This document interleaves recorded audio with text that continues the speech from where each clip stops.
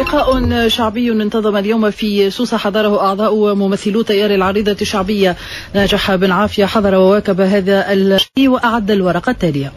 بمناسبة انعقاد اجتماع شعبي لتيار العريضة الشعبية بمدينة سوسة وبالتحديد بمنطقة سيدي عبد الحميد، التقينا السيد اسكندر بوعلاقي عضو المجلس الوطني التأسيسي، عضو المكتب السياسي لحزب المحافظين التقدميين الذي ينضوي تحت تيار العريضة الشعبية. التظاهرة هذه تندرج في إطار تحت شعار معين، وهو المعارضة التونسية موجودة وقوية وفي مقدمتها تيار العريضة الشعبية. اليوم حبينا بعد 8 أشهر من لجنة الانتخابات نعقدوا اجتماع، ومش في معقل من معاقلنا، الناس تقول معاقلنا هي رئيس بوزيد الله قوان مع معاقل أخرى.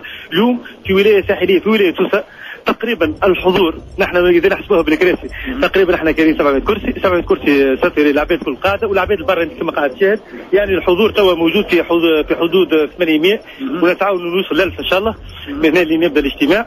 يعني الحزب السياسي يوصل الفتره هذه ويحشد الناس هذه الكل ويكون عنده الانصار هذه الكل، هو بالتاكيد حزب سياسي قوي. ويتاكد نتيجه الانتخابات لما حطت العريضه الشعبيه الحزب الثاني من حيث عدد الاصوات والثالث من حيث عدد المقاعد، الشيء ما يكذبش في الارقام اللي ما صدقهاش وقت الانتخابات ينجم اليوم في الاجتماع بتاع اليوم يصدقها، خاصه ان نعقدوا الاجتماع هذا في ولايه ما هيش من معاقل العريضه الشعبيه.